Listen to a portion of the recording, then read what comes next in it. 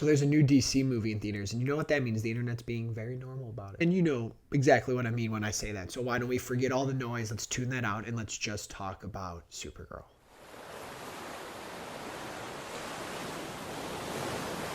Welcome back to Archer Vision, presented by MovieArcher.com and the Movie Archer Podcast Network. I'm Nico, and yes, we're talking about Supergirl, the next huge tentpole film in James Gunn's DC universe, the follow-up to Superman from last year, based on the very, very popular graphic novel written by Tom King, Supergirl, Woman of Tomorrow. Now, before we get into it, I'll admit I had a strange journey with this movie. So Superman, I liked David Corenswet in the moment. Movie didn't really age well for me, so I was very much anticipating this follow-up. I'm actually not a fan of the graphic novel. I'm not a fan of the source material at all. I don't really like the story. I don't like how it moves. I don't like how it's written. But when James Gunn found this writer, Anna Nogueira, and said the adaptation, the script she wrote, blew his mind, that got me really excited because I thought, okay, maybe her script brings the story to a different place, a place I might like more. And in addition, when Millie Alcock got cast, I was like all the way in on this film. I loved her in House of the Dragon. I loved her in other projects she's done. So I'm like, okay, it sounds like this project is really, really promising. On top of that, the one thing I did really love about the graphic novel is the artwork.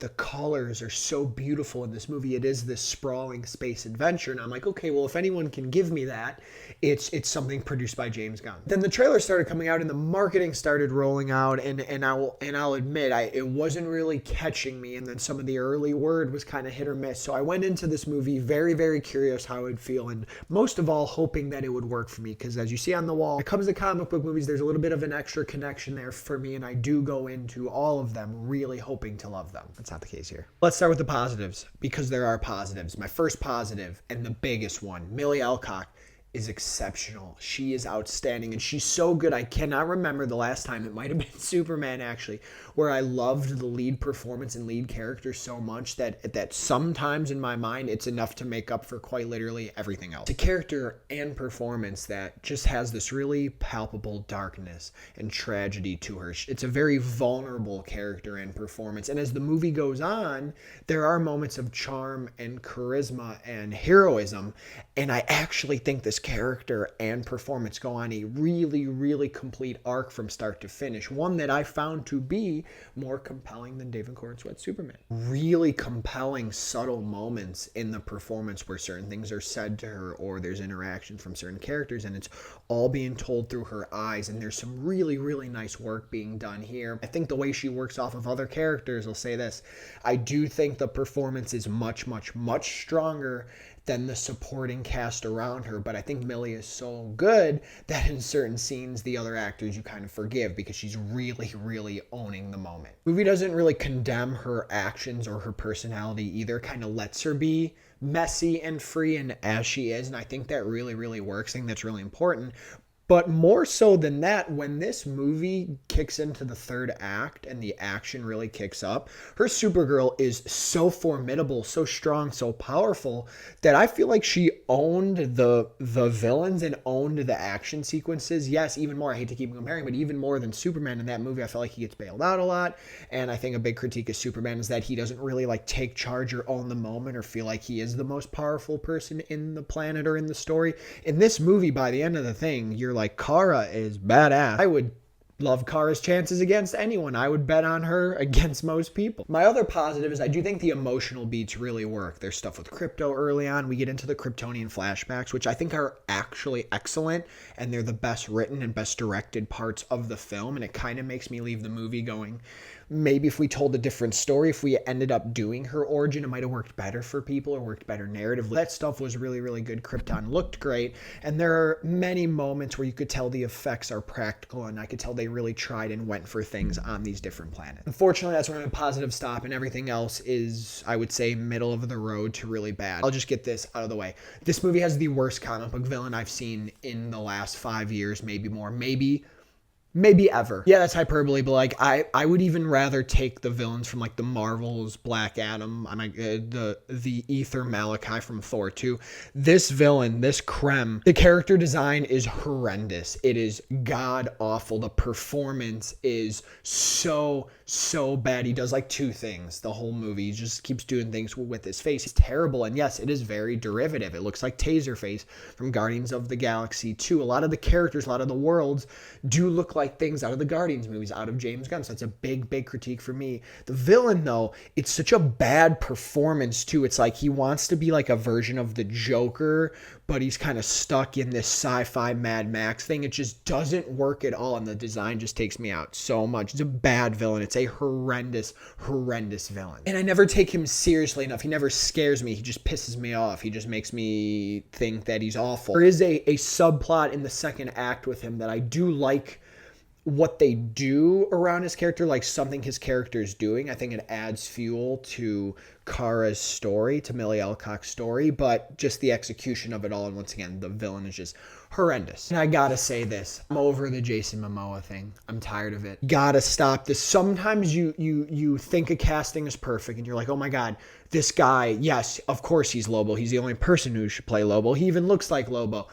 It is the most cringe performance in the movie. The villain's bad, but like Momoa's pretty close. It's like he's going in and out of these two different accents. It's just, and then moments, it's just Jason Momoa. The character's design doesn't even look that good. It really doesn't even look that good. And his inclusion in the movie, it feels like he's really just in the movie so they could put another DC character in there. He doesn't really add anything to the plot. He really doesn't propel anything forward.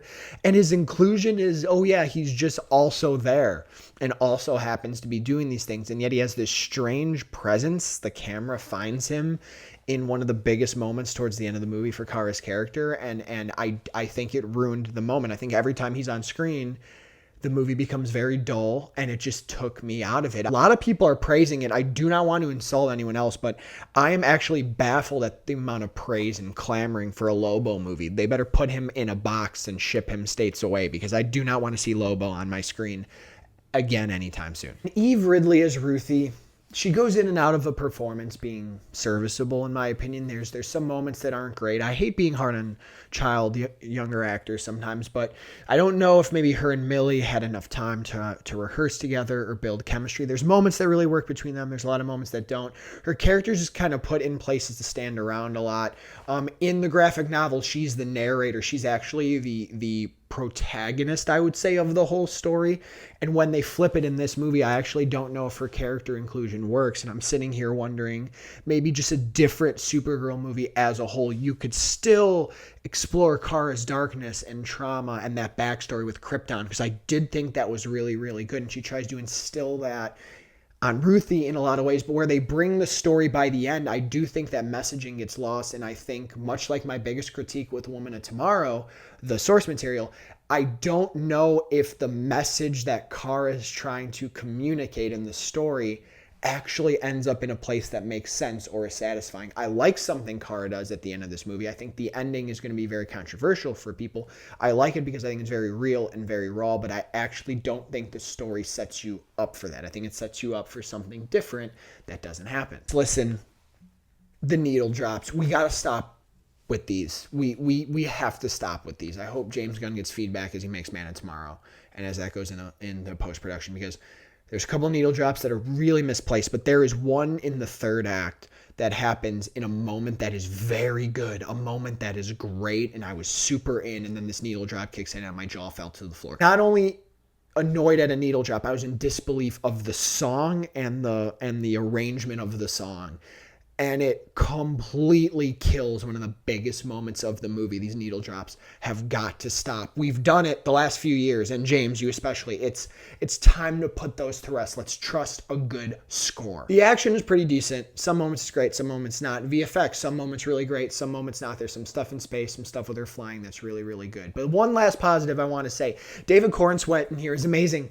Amazing. Again, their moments are magic together. He is magic, and I'll be honest, part of me is like, I wish there was a movie that was just them two. I wish the Superman sequel was her landing on Earth and them figuring it out together, because it felt like there was so much promise there. But on to Man of Tomorrow for that. James Gunn last night said she has a big role in it. So I'm really, really hoping, because if there's one thing I want you to remember, is that Millie Alcock is amazing in here. Where does that leave us? I actually think if you're a big fan of the graphic novel, you're probably not going to like this. They really only use the bones of it in certain parts. They make some changes in certain areas, and the way the story ends, I think a lot of people are going to have a problem with that. I do think there's a bit of a pacing problem, which is ironic because the movie's without credits. It's only like an hour and 42 minutes. Feels a little longer than that. And I think the structure of the movie, a lot of the emotional beats don't happen till later. I think there's a big first act problem. I think the movie really picks up in the second and in most of the third. And I think the way they use the flashbacks should have been more of an act one thing to really establish Kara's character and her darkness. I think you go a lot of the movie really confused on why she is the way she is, and it's not until you get the context that things really take off. I knew the source material. I know the character very well. I was in from the beginning, but that's not the general audience. Unfortunately for me, the DCU is 0 for 2. I love Corn Sweat. I didn't love Superman. A lot of people do, so we could count that as a success, but this is a big miss for me for the DCU, and I think a big miss overall, not only the quality of the movie, but the release date as well. I think this movie is going to have a very, very difficult time performing, and it's unfortunate because I think Millie Alcock did deserve better. Going with the 6 out of 10 here, and that pains me. It's about a 3 out of 5 on a letterbox, and that's me being generous towards Millie. It really does feel like it could be a 2.5, a 5 out of 10, but Millie holds it up for me. See Supergirl, please give me your thoughts on it in the comments. Make sure you like and subscribe to this channel, but most importantly, make sure you are following everything that MovieArcher.com and the Movie Archer Podcast Network are doing. I just recently appeared on the Movies and Us podcast talking about my #1 film of 2025, which was Sorry Baby. Jen and Sarah create the best environment ever to talk about a film that is also, speaking of vulnerable, emotional, and very, very, very heavy. So if you're interested in that, go check that out. But until next time, have a great one, everybody.